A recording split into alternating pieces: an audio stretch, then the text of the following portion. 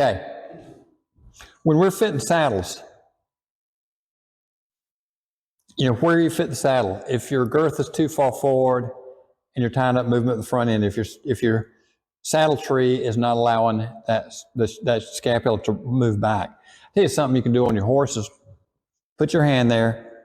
I don't like people straightening out legs and pulling them out because I don't think that's kind to the knees. I've got bad knees. It's not kind to mine.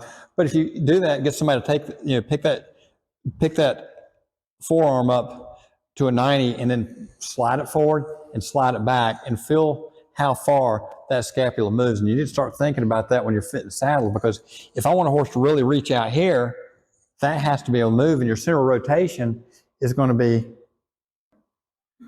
down below this joint. So what's above that joint moves back for it to, for him to get full extension. If we got a saddle that's rocking, horse tries to lift, you want it to round up. For your horse to run a barrel, he's got to be able to lift coming into that barrel to turn.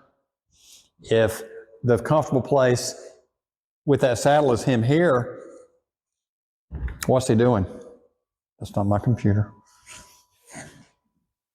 If I want him to be powerful, he's got to come here. We can block that with saddle. Oh, that button. When a horse is trotting out, people start talking about tracking up or over tracking or under tracking and all that kind of stuff. That's going to vary from horse to horse. As a horse improves and you start getting performance, if I can get the back end coming through on the horse, there's a fair amount of time where the front end is going to get in the way. He might start interfering, and we get the front end moving faster.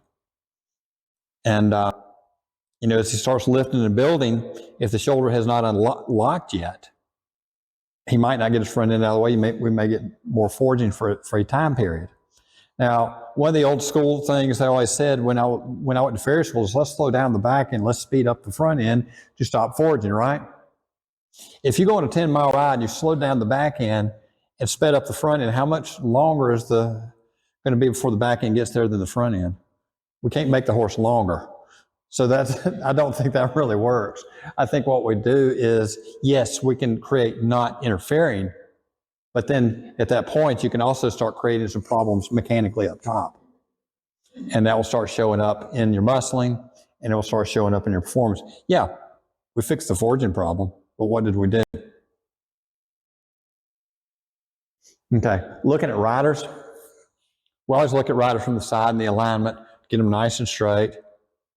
And if a rider is really rigid, they're going to create a lot of impact on a horse. If a rider can be soft, maybe their positioning may not be as perfect, but if they can be soft on a horse, it'll be a lot easier on a horse. Fitness level of a horse makes a huge difference. And I'll tell people right quick, I work on some upper level event horses that, okay, the Rolex 4-mile gallop, I think it's 48 obstacles on that 4-star course. Okay, I've got a horse that can go for cruising out the end of that. And I got your dressage horse that works for 10 or 15 minutes in the arena. I have a harder time keeping that dressage horse sound than I do that event horse that can do that 4 miles at the Rolex.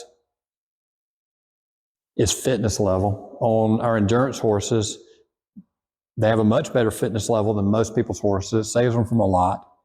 Some of the riding that I see with endurance riders, is it of the level of not really, but the horses are fit enough they can keep going anyway. And they do. There again, looking at that bucket of water, you can have somebody that looks real nice from the front end, but they're sitting like this in the horse, and you want a horse to move even. There was a horse that I worked at Doc Management's.